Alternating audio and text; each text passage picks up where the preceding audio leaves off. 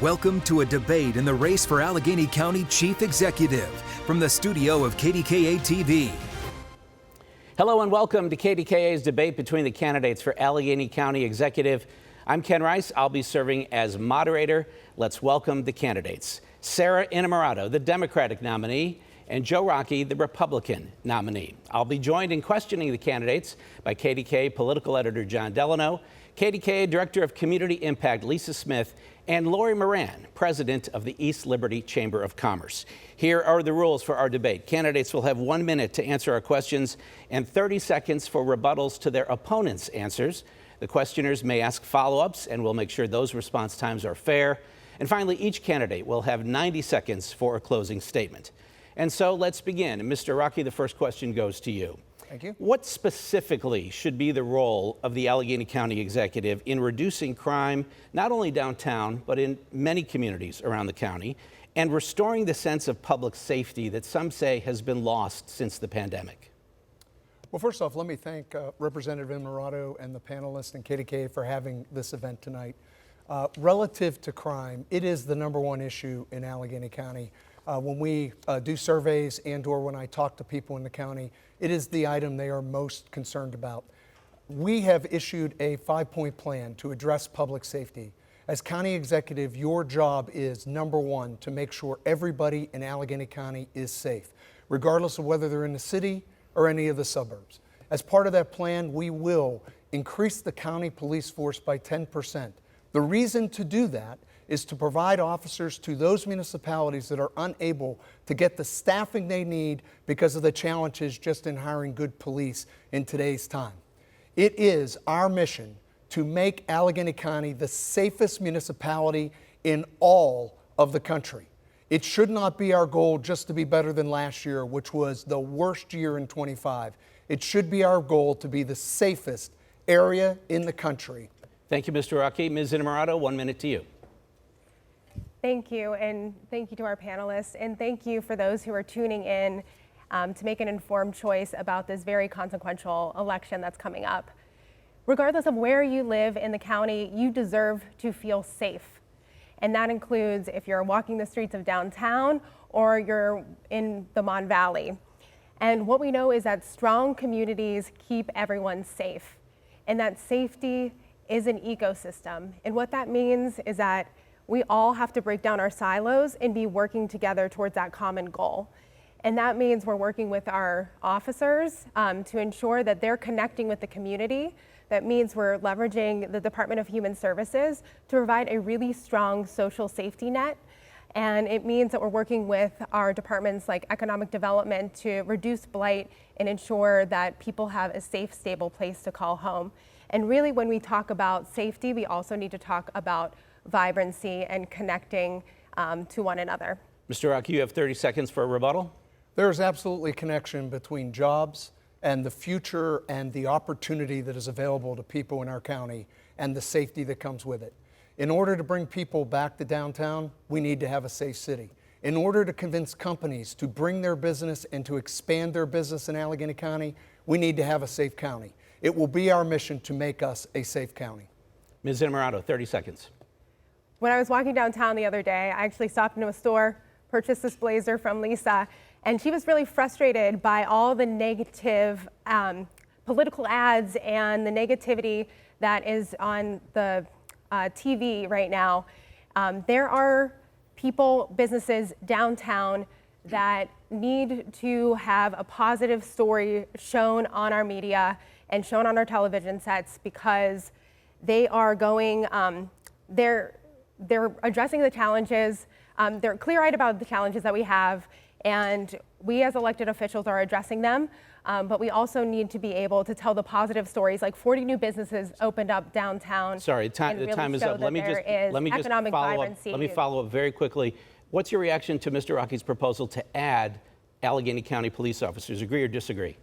So I believe that the Allegheny County Police know what's best for our region, and they really act as a support for our municipal police forces.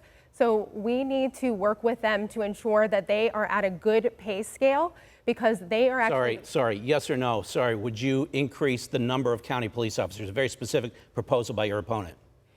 If that is what the Allegheny County Police would like, they would like more manpower, I would be in favor of that. 20 seconds, Mr. Rockey. So I agree with Representative Innamorato that the Allegheny County Police know what they need. And the Allegheny County Police, along with the Pittsburgh Police, along with the corrections officers at the jail, along with the state police, have all endorsed my 5-point plan to improve public safety in Allegheny County. All right, let's move on. Next question goes to our political editor, John Delano. John? Candidates, just look around the area and you know that homelessness is a real problem, up 50% this past year, according to a local group, Bridge Outreach. It's not just unsightly, but as my colleague Andy Sheehan has reported, it has resulted in tossed needles, public urination and defecation, and multiple reports of petty crime. So it's both a public safety and a public health crisis, and it's not just downtown. So I'm going to start with Ms. Innamorato. On the issue of homelessness, give me 3 specific things you're going to do when you take the oath of office in January. Absolutely. And like I said, there is homelessness is directly tied to public safety, and we need to be able to address people and meet people where they're at. And there are folks who are struggling on the streets that need help. So day one, it's about looking at all of our departments, ensuring that we're staffed up at the county so that we can work together across Economic Development, Department of Human Services, and Department of Health to ensure that we are creating a system to move folks from the shelter system into safe and secure and supportive housing so that they can become independent. That is going to require us building up that infrastructure, but also hiring up the people necessary to provide that care and support for the people who need it most. The other day when I was walking downtown, I stopped by and talked to one of the downtown ambassadors that's currently being funded by some of our corporate partners and philanthropic partners downtown. And they talked about helping people on the streets connect to services, and they really expressed a need for robust mental health services.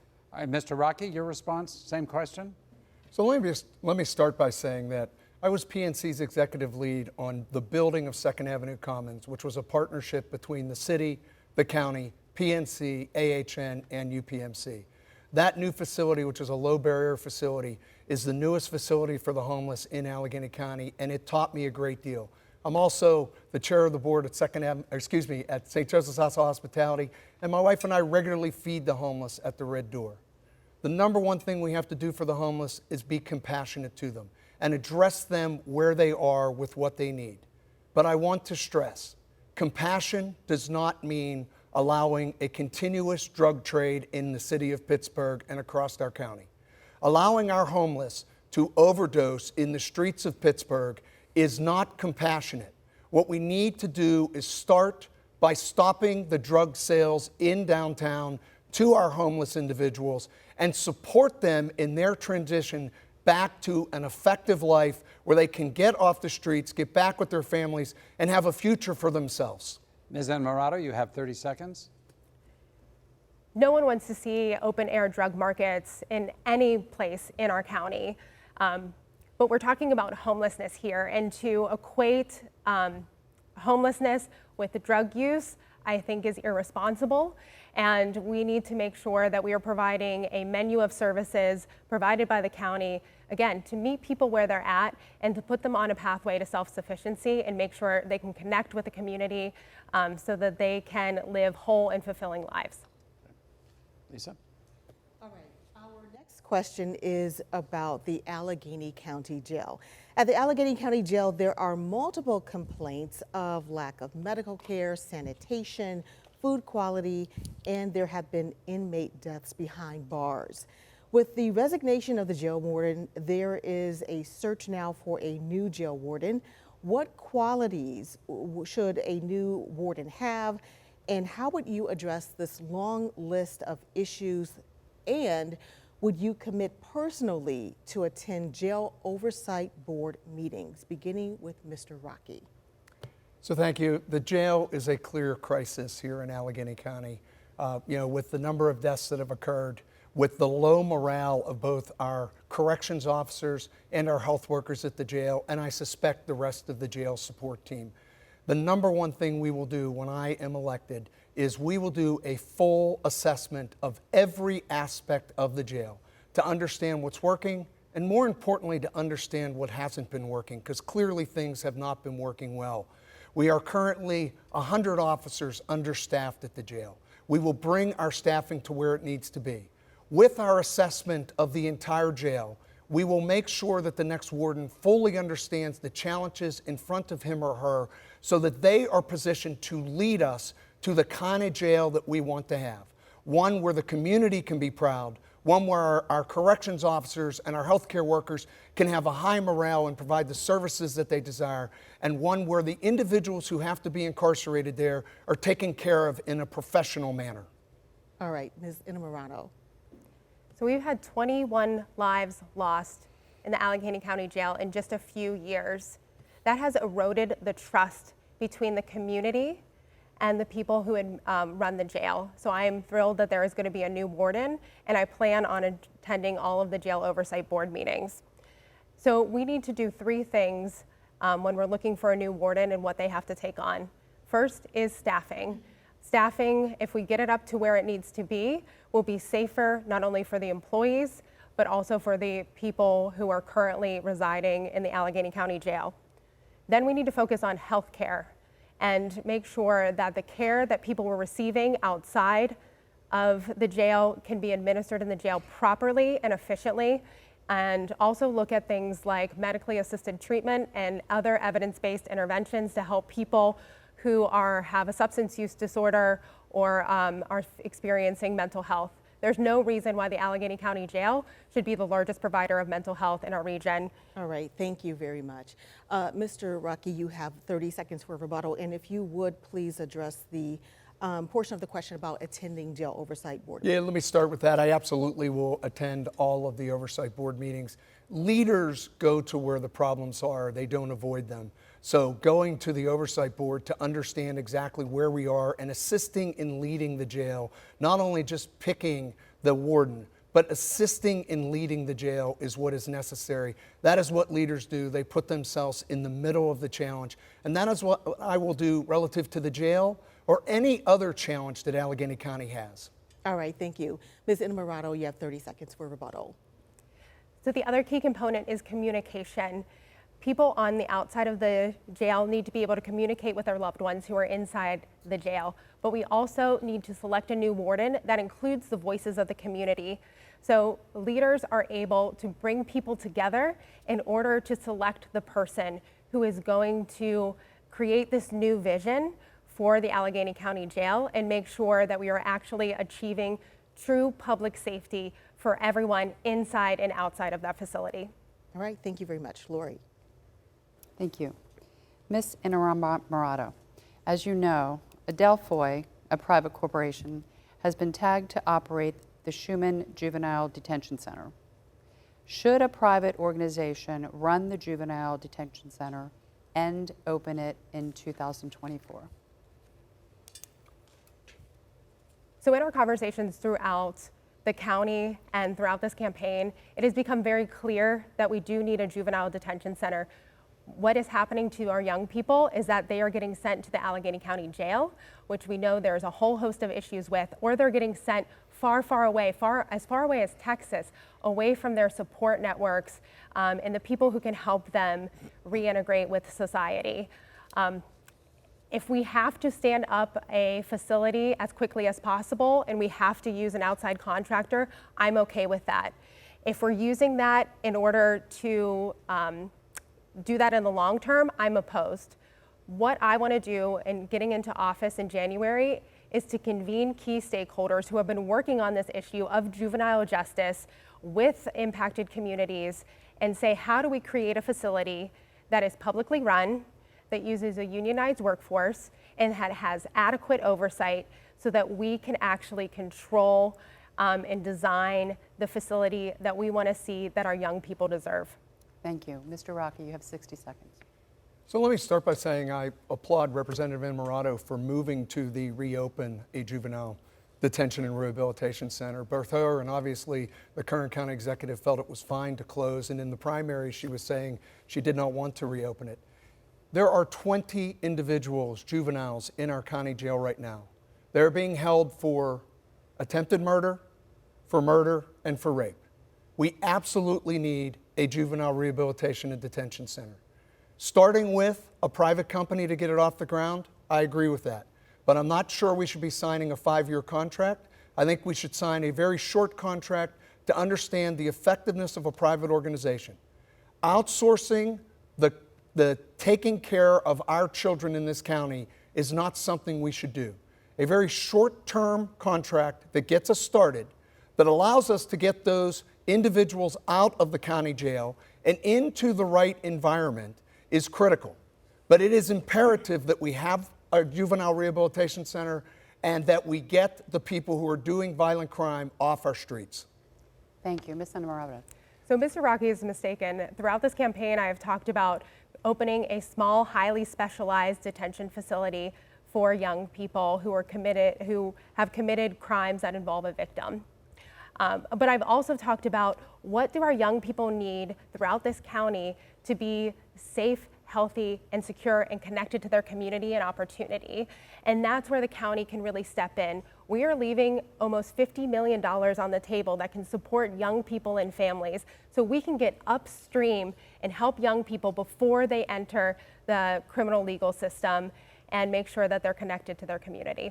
Thank you. Mr. Rockey, if you could, on your follow-up, address the timeline for opening Schumann.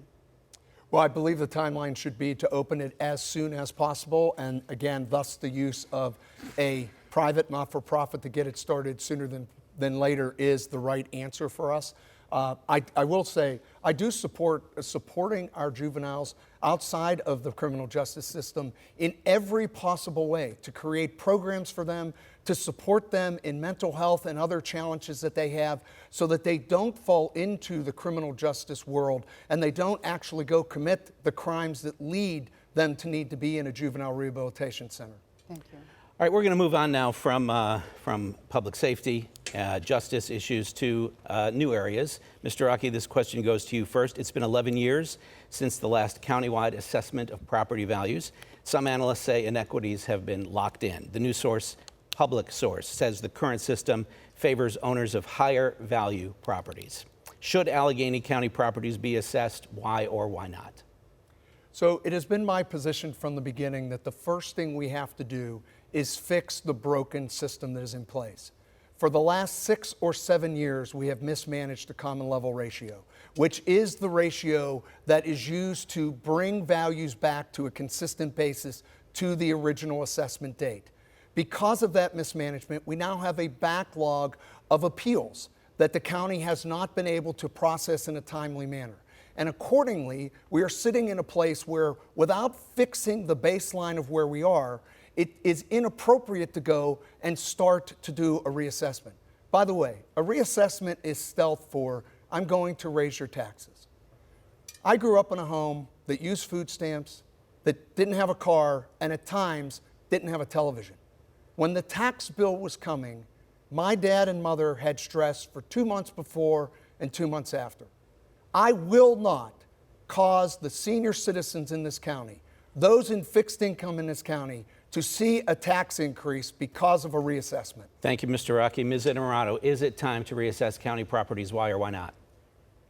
So I think Mr. Rockey is confusing property reassessments with property taxes, and I'd expect him to make a common mistake like that because he's actually never held public office or really worked on any public policy. Listen, the way that we do property assessments and property taxes is very complex, and it's really hard to explain in 1 minute. But what I know right now is that we have a system that isn't working, and who it harms is low to middle income homeowners, our seniors who are looking to downsize, and new homeowners, families that want to grow roots here in Allegheny County, who are critical in stabilizing and growing our population. They are bearing the burden of our current system. So it needs to be reevaluated, reimagined. We need to design a new, modern, transparent, and fair system, and all policies are going to have to be on the table in order to do that. We can either bury our head in the sand and not do anything about it, or we can be proactive in designing that system and figuring out how we're going to move in the direction of fairness. So is that a yes or no on whether you would support reassessing all properties?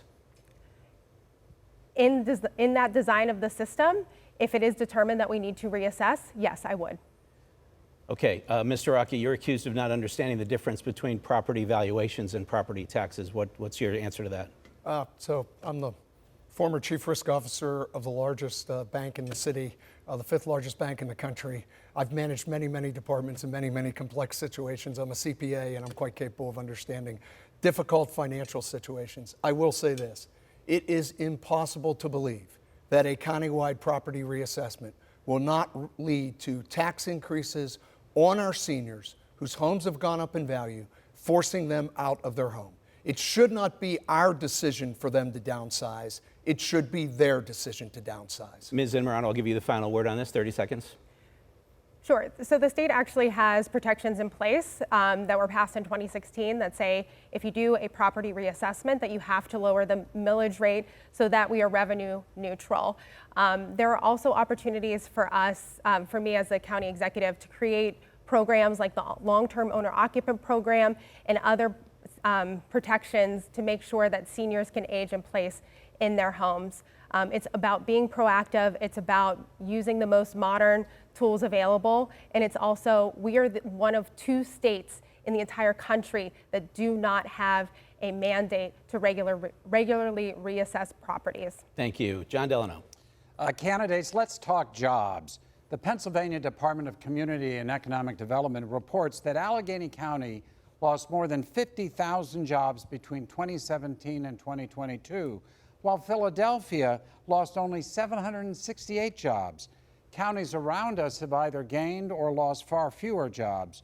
What makes you the better candidate to sell Allegheny County to companies looking to relocate and to create an economic climate that will both bring and keep jobs in this area? Ms. Innamorato.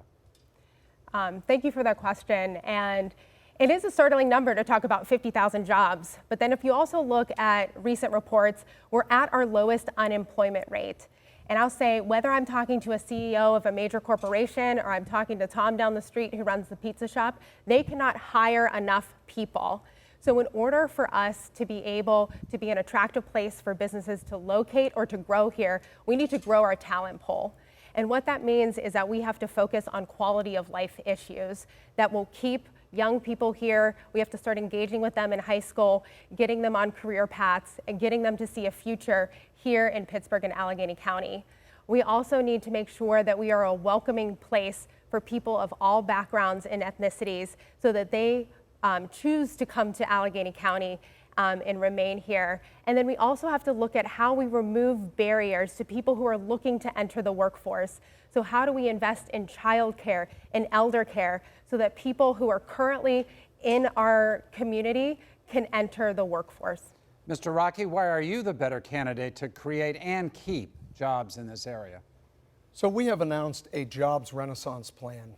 It is a 6-point plan to grow jobs in Allegheny County. The statistics are scary. When you lose jobs at the rate we're losing them, what you lose is tax revenue. What you lose is the ability to do what Allegheny County government does most, which is take care of those in the greatest need. We have got to change the pattern for jobs in this county. We will do that by first selling Allegheny County. I have committed to visit 100 companies around this country to sell the advantages of doing business in Allegheny County, starting with the great people we have of Allegheny County, but also the natural resources that Allegheny County offers, an abundance of reliable energy, an abundance of water. We have competitive advantages over other regions when it comes to the massive onshoring and government support programs that are about the CHIP Act and the building of chips in the United States and bringing supply chains back to the United States of critical infrastructure and building towards a green world. It is imperative that Allegheny County participate in that manufacturing boom. I will lead that. Ms. Innamorato, Mr. Rockey says he'll visit 100 companies. Is that the right strategy? I think that we have a lot of need in the companies that call Allegheny County home. and they need our undivided attention in this moment so we can keep them here and we can grow them here, and we can work together to develop the talent pipelines that they need to fill the positions that they have. And then based on what their needs are, we can go out and invite supportive industries that really could make us a more vibrant place. But Mr. Rockey is really pointing to an old mentality of thinking. We have an unprecedented opportunity with federal dollars to bring together our universities, our businesses, our community leaders, our labor unions to talk about how we are going to draw down these federal dollars and really sell them to the businesses that are here so that they can grow and expand. Mr. Rockey, you get the last word on this question. So it is clear that the CHIP Act is bringing jobs to the United States, that the infrastructure bill is causing development in the United States, and it is absolutely clear that companies are moving their supply chain to the United States. To not sell Allegheny County to those companies, to bring their manufacturing to Western Pennsylvania, is a lost opportunity we will never recover from. And it is also important to point out that people follow jobs. If you want the population of Allegheny County to grow, it will grow when there are job opportunities here for people to fill them. All right, thanks to both of you. We are going to pause now for a quick break. More of KDKA's debate in the race for Allegheny County Executive after this.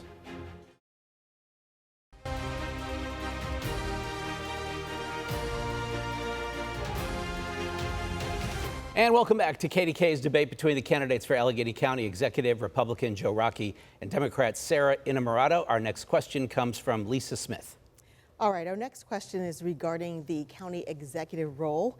Considering this week that the Allegheny County Council voted to sue the county executive over the decision to enter into a contract with a private company to operate the Schumann Center, as we talked about earlier, and also considering that earlier this year, the Allegheny County Council overrode the veto of the county executive and raised the minimum wage for county workers to $18 an hour next year and $20 an hour for 2026.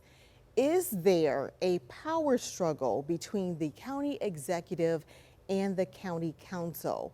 Who is right and why? And is it the county executive or is it the county council? Starting with Mr. Rockey. So there's absolutely a power struggle going on. It appears there's been one going on for an extended period of time. All you have to do is look at the Jail Oversight Board and the noise that has been created by that board over the course of the last couple years. And the two examples you offer are examples of what's going on right now. At the end of the day, the county charter is the rule of law that we should be following. And the county charter gives certain authority to the county executive, particularly relative to compensation. I think the current executive is rightfully suing the county council to indicate that the council does not have the authority to unilaterally give raises to individuals in the county. It is imperative that we have a county that follows the county charter, and as county executive, I will make sure that we do follow the county charter and that we execute the running of the county the way it was intended under that charter. All right, Ms. Innamorato. So just like the federal government, county has three branches of government: the executive, the legislative, and the courts. And I believe that the county council should be a check on the power of the county executive. And we're seeing that right now play out in a number of very high profile cases where, it results in someone getting sued. A lot of this can be resolved through partnerships and communication. So, I have this experience of bringing people together to have a dialogue. And while county council is supposed to be a check on the executive, there's no reason why there can't be ongoing communication on what our shared vision and values is and how we work together in order to get it done. I believe that the county council taking the step to raise the wage floor for county employees was something that was within their purview, and I agree with their decision to do that. All right, so Mr. Rockey, we're going to go back to you for your rebuttal. Regarding the ability of the county council to sue the executive, the county executive over the contract, what is your position on that? Who's right?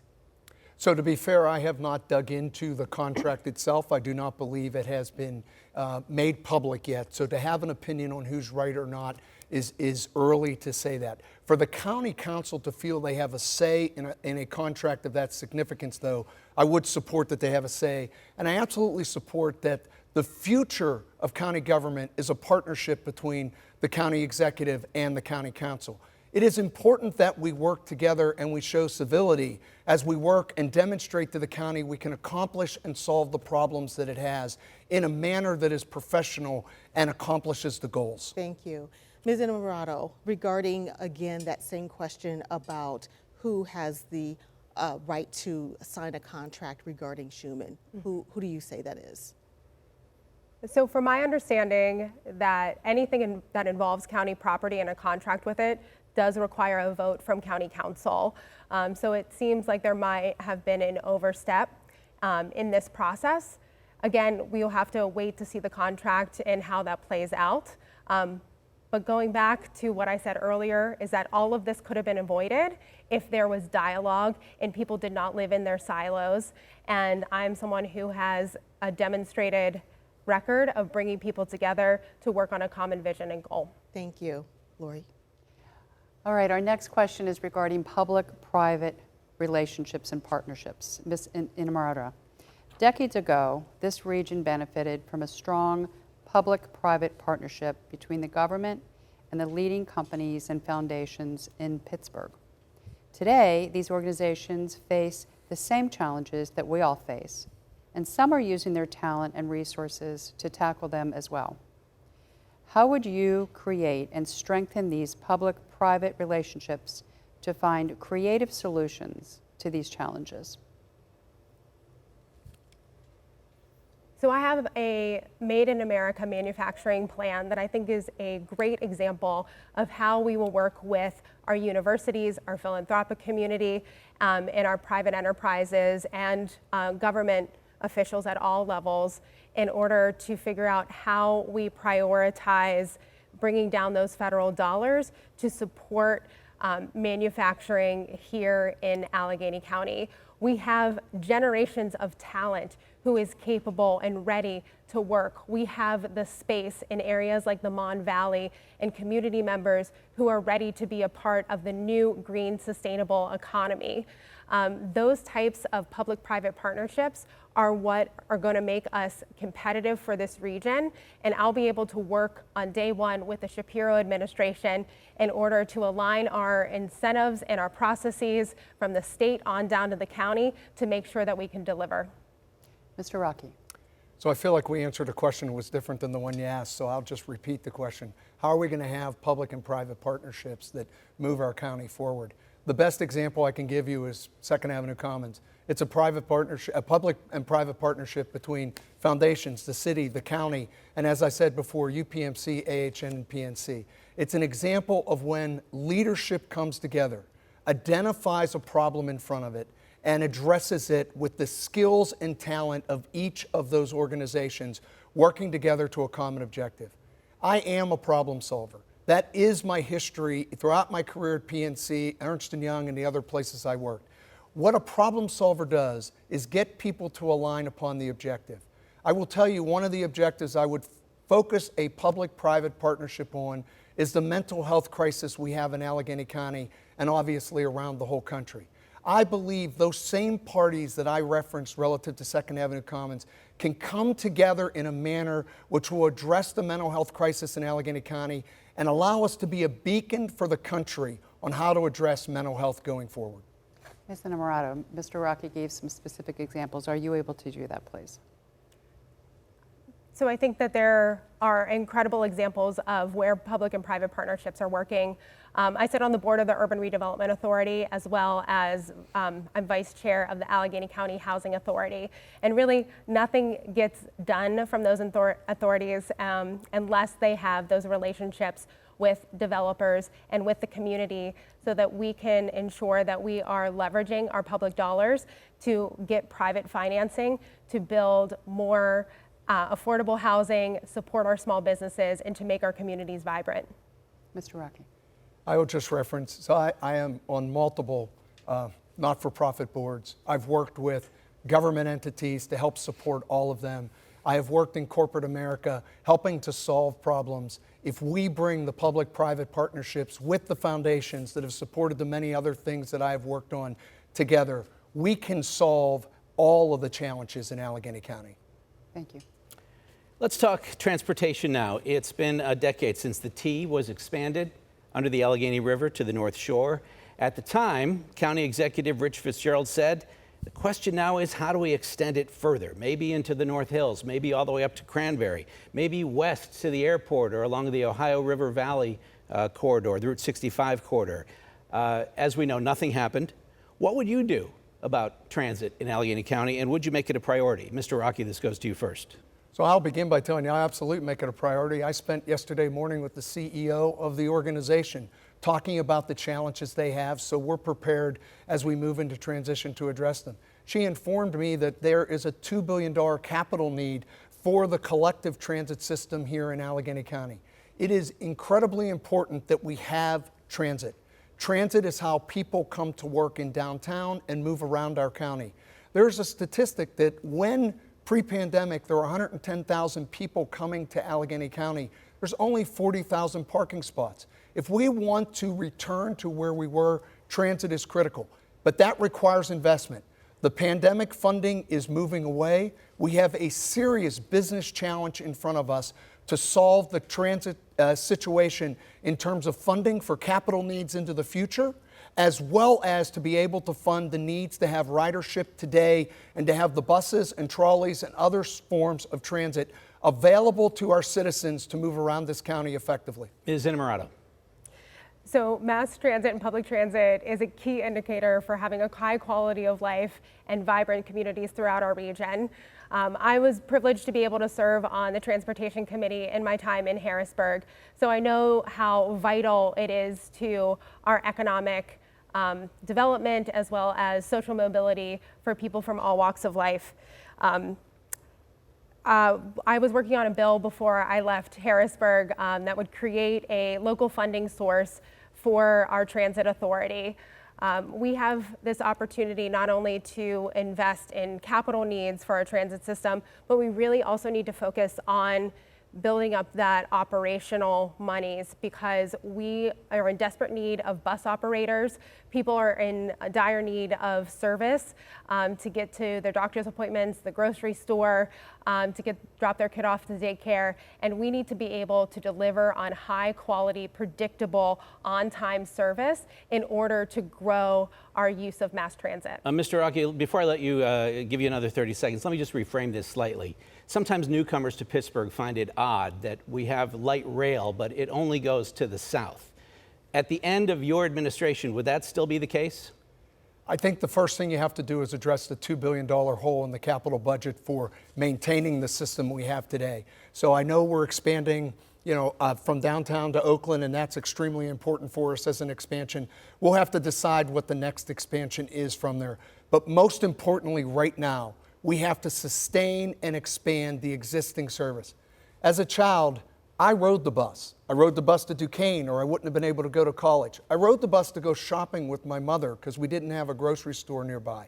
I know the importance of having access to public transit to live your life day to day. I will make sure we don't take that away from the people of Allegheny County. Ms. Innamorato, that is the place to start. Thank you. Ms. Innamorato, would you take some step, maybe just lead the charge to expand T service so it doesn't just go in one direction? Yeah, and I have to say, I was on the bus yesterday, and I'm just grateful for all the operators who move people around this county.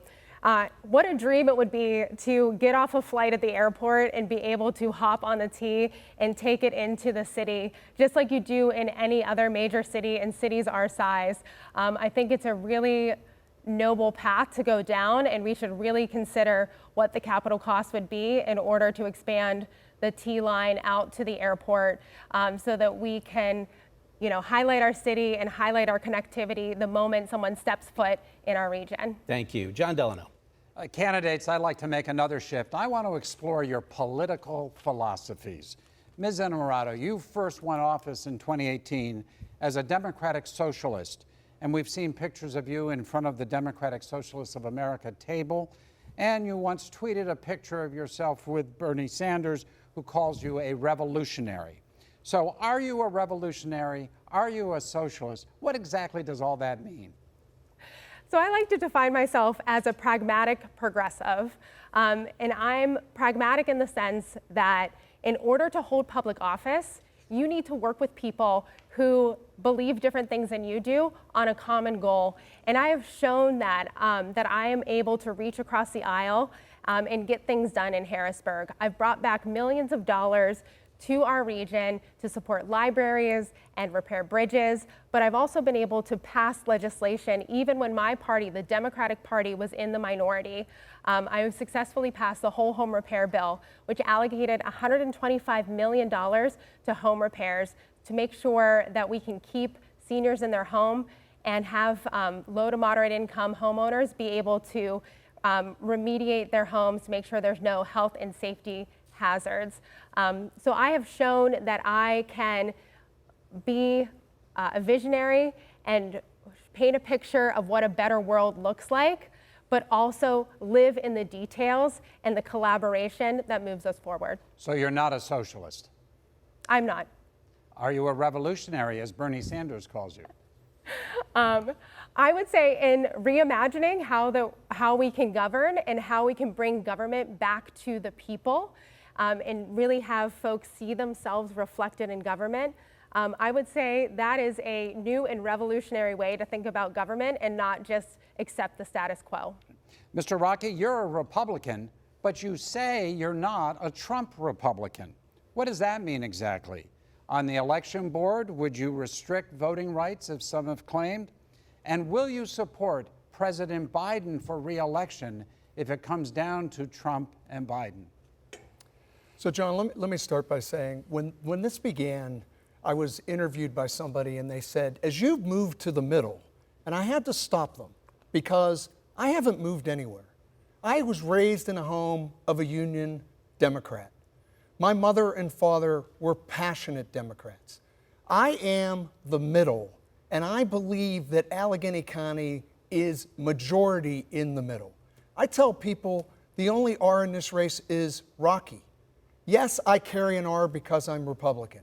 But no, as I said, John, directly to you when you interviewed me, I will not support Donald Trump. Donald Trump is the definition of the divisiveness, which is what is wrong with politics. We talked about it a few minutes ago, the divisiveness between the county council and the county executive. Divisiveness is standing in the way of us moving forward this country and absolutely should not stand in the way of us moving forward this county. I am a centrist who will lead from the middle and represent the majority of Allegheny County, Democrat, Independent, or Republican. So you are a Republican who will support President Biden for re-election? I will support the right person running for the election when we know who the people are who are running for the election. To comment on who is running today, when there are multitudes of Republicans in the race, and even the Democrats have not finalized that it will be President Biden, is too early for me to comment. Ms. Innamorato, you have 30 seconds. So I'm a Democrat, and I know that Democrats are a big tent, and I've worked, with folks from that entire spectrum in order to say, what are our common goals, what do we believe in, and how do we move forward together? Mr. Rockey is a Republican. Even after January 6th, even after overturning Roe v. Wade, he still commits to a party that is trying to disrupt our election cycles and trying to take away reproductive health care. Mr. Rockey. This election is not about national politics such as reproductive health care. The Allegheny County Executive has no role in reproductive policy. This election is about the middle against the far left. My opponent has said she's not a democratic socialist. Yet everything on her website that you look at, all of her tweets over the course of the last several years support that that's exactly what she is. And so this election is about choosing between a centrist in the middle who will bring practical solutions and solve the problems of Allegheny County versus a far left ideology that my opponent is offering. Are you a far left ideologue? I would just invite people to go to saraforall.com and look at all of the policies that we put out and laid out on the public website, and we also put all of our donors on there because I believe in transparency, and you should know who's giving to our campaign and why we're making the decisions that we're making. All right, Mr. Rockey, 20 seconds. So it's not just look at what she's saying today.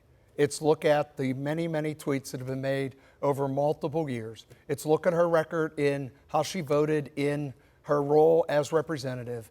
It will point to she is what John started off by announcing. By asking. Sorry, forgive me. It's a big difference. All right, time now for another quick break. We'll be right back.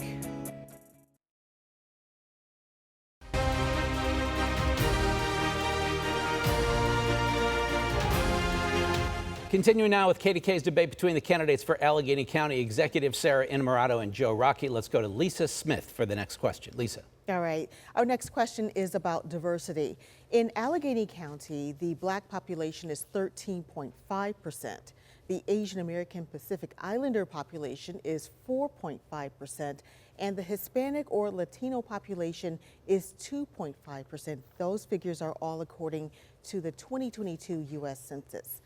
So what strategies would you use to make Allegheny County more inviting to diverse populations? Beginning first with Mr. Rockey. So when we talk about expanding our jobs opportunity in Allegheny County, that is a direct call to bring people from all backgrounds to Western Pennsylvania. We are an area that grew because of immigration, and the opportunity for us to grow jobs and become a location where people want to come to from all backgrounds, regardless of whether they're coming from the South American countries, they're coming from other parts of the world, or just coming from across the United States. We want all people to feel comfortable coming to Western Pennsylvania. We need to have an open and welcoming environment. My administration will be extremely diverse, the diverse county executive administration that has ever existed. We will focus on making sure we grow all populations and create opportunity for every population by focusing on the communities that have been left behind, by bringing resources to those communities, and most importantly, by bringing good family-oriented jobs to those communities. Thank you. Ms. Innamorato.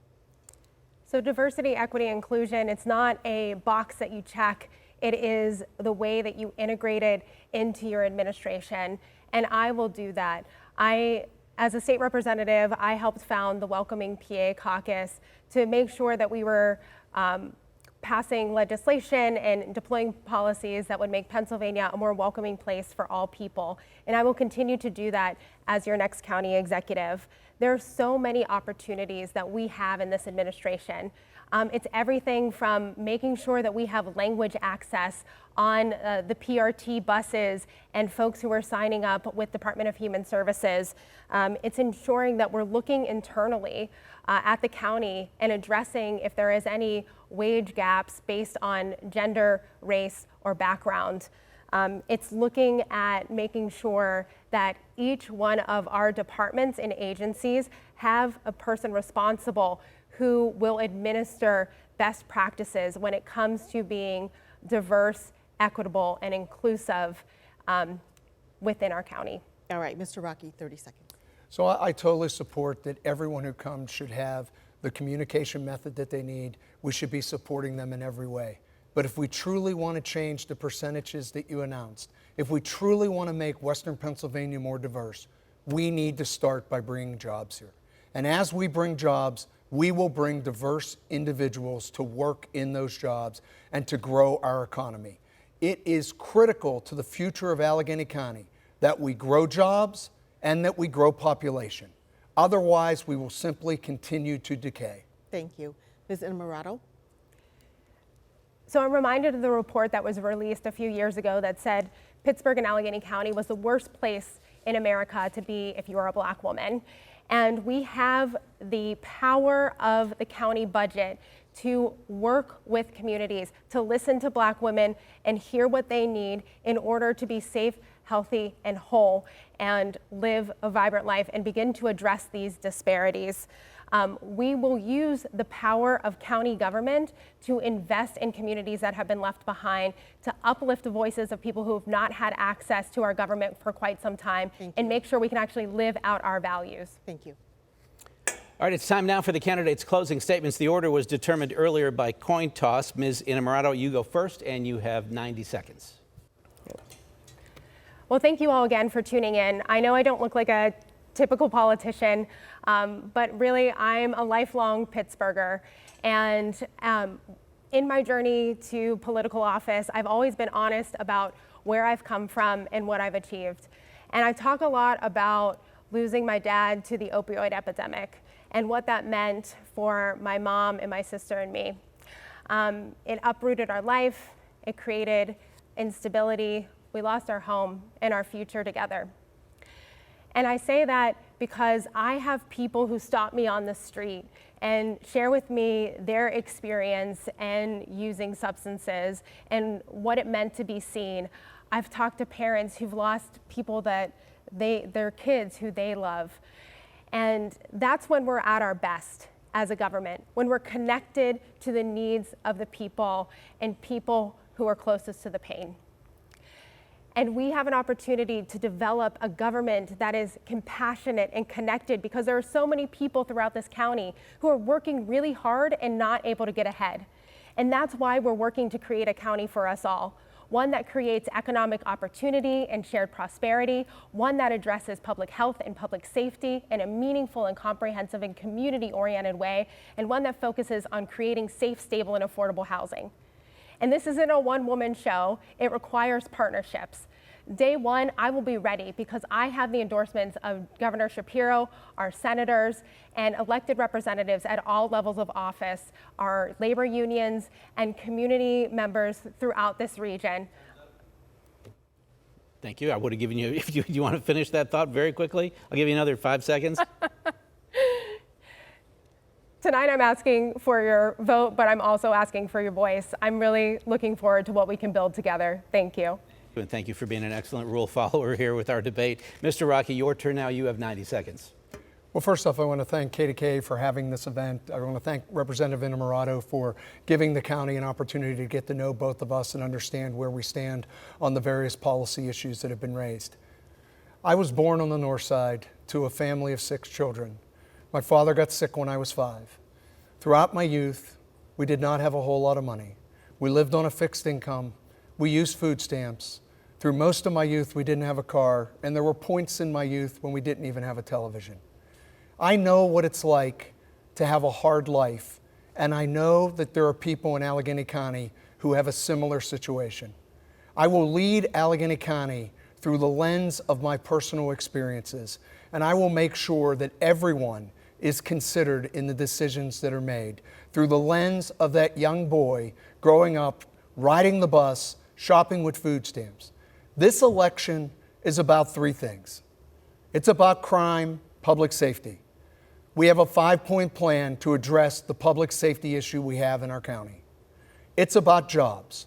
It's about bringing jobs to Allegheny County and creating a future for the people of Allegheny County. We have a 6-point plan to go and do just that. It's about not raising your taxes. And we will not do a countywide property reassessment that leads to raising your taxes. I am proud to stand here and tell you, I am a centrist who is going to focus on making sure we do the right things by Allegheny County. I know your mail-in ballots have arrived, or they're coming soon. I appreciate that you consider me and check Rockey when you vote, either on November 11th or in your mail-in process. On behalf of everyone at KDKA-TV, the East Liberty Chamber of Commerce, thanks to the candidates, thanks to you for joining us. I'm Ken Rice. We'll see you on the news.